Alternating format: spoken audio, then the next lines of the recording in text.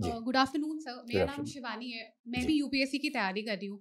तो जो मेरा सवाल है वो बहुत सारे एस्पिरेंट्स का होता है कि हम जब यूपीएससी की तैयारी कर रहे होते हैं तो जो एक सवाल आता है कि हम ऑनलाइन एजुकेशन प्रेफर करें या ऑफलाइन एजुकेशन प्रेफर करें, तो इस पे आपकी क्या राय है?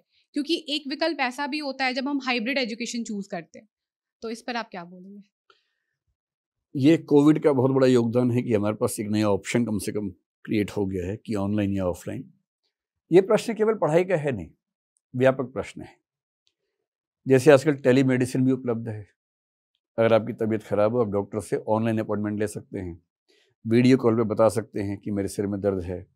वो वीडियो कॉल पे आपके सिर को क्लोजअप में देखेगा कि कहाँ दर्द है, आप दबा के दिखाएंगे। वो कहेगा थोड़ा इधर दबाओ, फिर आप इधर दबाएंगे, फिर इधर दबाएंगे, यहाँ दर्द है, यहाँ दर्द है, यहाँ दर्द है, नहीं दर्द है। फिर वो अंत में कहेगा कि लगता है कि कोई नाम बोलेगा अच्छा सा तकनीकी नाम कि लगता है आपको ये हो गया है, तो इसके लिए आपको दवाई मैं अभी लिख के व्हाट्सएप कर रहा हूँ, आपको दवाई खरीद के खा लीजिए। आपको इलाज तो मिल ही गया, पर अधिकांश मामलों में संतोष नहीं मिलता है। लगता है कि ठीक से दबा के देख ले सिर तो ज़्यादा सही डायग्नोस कर पाएगा। फिर आप चाहती हैं कि मैं डॉक्टर के पास जाऊं, डॉक्टर आमने सामने बैठ के बातचीत भी करे और जो भी चेकअप्स करने के बाद फिर बताए कि मुझे कौन सी दवाई की ज़रूरत है। ये सिर्फ यहाँ नहीं है, ये हर फील्ड में है। डेटिंग आप लोग ज़रूर करते होंगे, आजकल कोई ना कोई ऐसी ऐप यूज़ करते होंगे। टिंडर यूज़ करते होंगे आप लोग जनरली ना, या हिंज यूज़ करते होंगे शायद। मुझे किसी बच्चे ने बताया कि ये 2 ऐप्स ज़्यादा चल रही हैं इस समय। तो आप शुरू करते हैं वहाँ से, राइट या लेफ्ट स्वैप करके। जब फाइनली लगता है कि कोई व्यक्ति से ठीक मिल गया है, जैसी बात आगे बढ़ती है फिर आप चाहते हैं कि ऑनलाइन से ऑफलाइन शुरू हो, क्योंकि क्योंकि क्योंकि ऑनलाइन डेटिंग में ना जीएस की पढ़ाई टाइप तो हो जाता है, लेकिन वो इमोशंस ठीक से कन्वे हो नहीं पाते। वो फिर ऑफलाइन मिलके पेड़ की छांव में बैठ के जो बात बनती है, आप पेड़ की छांव में बैठे, आसपास कोई घूरता हुआ निकले वहाँ से, उसको हैंडल करते हुए प्यार के चैलेंज को संभालना, ये बड़ी बात होती है। ऑनलाइन में क्या दिक्कत है, लेकिन उसमें आनंद भी नहीं है। ऐसी पढ़ाई में भी है। ऑनलाइन बहुत बढ़िया चीज़ है 2 तरह के लोगों के लिए। ऑफलाइन शायद सभी के लिए बेहतर है। ऑफलाइन मैं क्यों आपको कह रहा हूँ कि ऑफलाइन का क्या मज़ा है।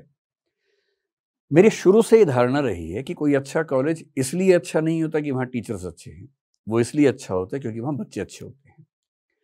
और ये बात एजुकेशन में स्थापित सिद्धांतों में से एक है कि कॉलेज जाने वाला बच्चा, स्कूल जाने वाला बच्चा कम से कम 2/3 से 3/4, 66 से 75% के बीच में टीचर से नहीं सीखता है, क्लास में नहीं सीखता है, वो माहौल से सीखता है, बाकी बच्चों से सीखता है, उनसे कंपटीशन करके सीखता है। फिर जब बच्चों में झगड़ा होता है, पहली बार सिर फूटता है, तब उसको रियलाइज़ होता है कि झगड़ा होना क्या है, सिर फूटना क्या है। जब 10-10 बच्चे टीम बना के खेलते हैं तो रियलाइज़ होता है कि टीम बिल्डिंग क्या है, टीम में कैसे काम करना है। ये सारी चीज़ें आप ऑनलाइन में सिखाना चाहें तो ये असंभव जैसा मामला है, जब तक आप एविटर बन के उस वर्ल्ड में ना जाएँ जो इसका वर्ल्ड है, ये मार्क जुकरबर्ग वाला वर्ल्ड जो है, उसमें शायद हो आगे चलकर तो हो। क्या बोलते हैं उसको? मेटावर्स। हाँ, जब तक मेटावर्स ना आए तब तक कहना मुश्किल है। उसके बाद भी कितना सुकून मिलेगा, मैं तो पुरानी पीढ़ी का आदमी हूँ, मुझे कम सुकून महसूस होता है। आपको शायद हो जाए, आपको ना हो तो आपकी अगली पीढ़ी को शायद हो जाएगा, लेकिन अभी तक तो होना मुश्किल है। ठीक वैसे ही जब कोई बच्चा ऑफलाइन क्लास में आता है, दिल्ली पढ़ने के लिए मान लीजिए, दिल्ली में केवल क्लास नहीं होती है, दिल्ली एक पूरा पैकेज होता है। वो बच्चा गाँव से, कस्बे से आया है, पहली बार वो दिल्ली में खुलापन देखता है, नई चुनौतियाँ देखता है। एक खराब से इलाके में खराब सा सीलन भरा कमरा लेके रहता है किराए पे। उसको पहली बार समझ में आता है कि ज़िंदगी ऐसी भी हो सकती है। ऐसे कमरे में जहाँ आसपास बदबू भी आती हो, वहाँ रह के तपस्या करनी पड़ती है। वहाँ वो तपस्या करना सीखता है। फोर्टिट्यूड जिसको हम बोलते हैं, परसिवियरेंस जिसको हम बोलते हैं, परसिस्टेंस जिसको हम बोलते हैं, वो गुण उसके अंदर वहाँ डेवलप होने शुरू होते हैं। और फिर वो लगातार बहुत सारे ऐसे बच्चे जो उसके आसपास है कॉम्पीट करें, उनको देखते हुए, उनसे बात करते हुए, पर्सनैलिटी ग्रूमिंग के प्रोसेस में रहते हुए, उनसे लड़ते हुए, सीखते हुए, कंपटीशन करते हुए आगे बढ़ता है। कभी डिप्रेशन भी होता है, उसी में से कुछ दोस्त बनते हैं जो उसको संभालते हैं, कभी वो किसी को संभालता है।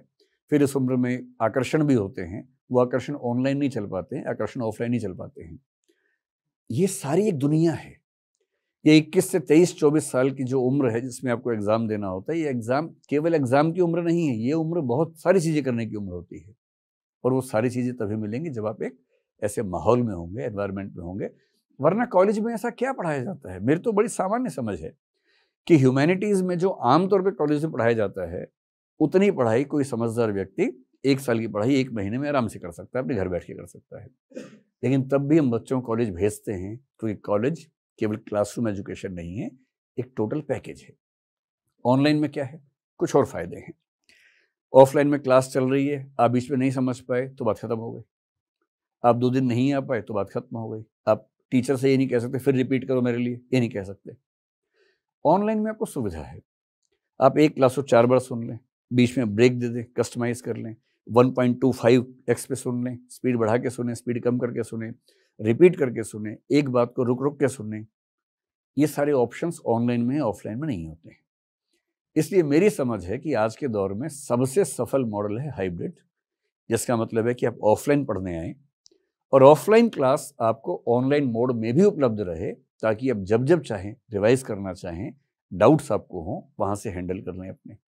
आंसर आपने लिख के सबमिट करना है, लंबी लाइन में ना लगना पड़े। आंसर लिखा, फ़ोटो खींची, ऐप पे सबमिट किया, वहाँ किसी ने चेक किया टैबलेट पे, चेक करके सुझाव देके ऐप पे सबमिट किया, आपको ऐप पे मिल गया और पूरे ट्रैक रिकॉर्ड के साथ कि इस दिन ये आंसर जमा किया था, उसमें ये मूल्यांकन था, नेक्स्ट डे ये आंसर किया, ये मूल्यांकन है।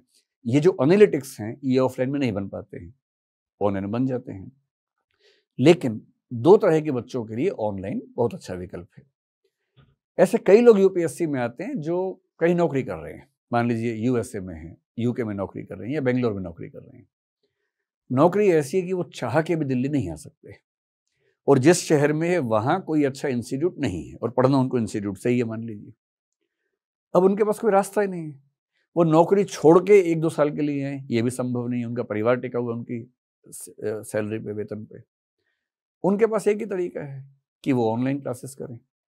और क्योंकि ये लोग आमतौर पे वो हैं जिनको एक्सपोजर की दिक्कत नहीं है, वो नौकरी कर रहे हैं, पहले से एक्सपोजर उनको अच्छा खासा मिला हुआ है। क्योंकि उनको एक्सपोजर की दिक्कत थी नहीं, उनको केवल पढ़ाई से मतलब है जो क्लास में हो रही है, और वो ऑनलाइन मिल गई उनको। तो नौकरी पेशा लोगों के लिए ऑनलाइन एक बड़ा वरदान है।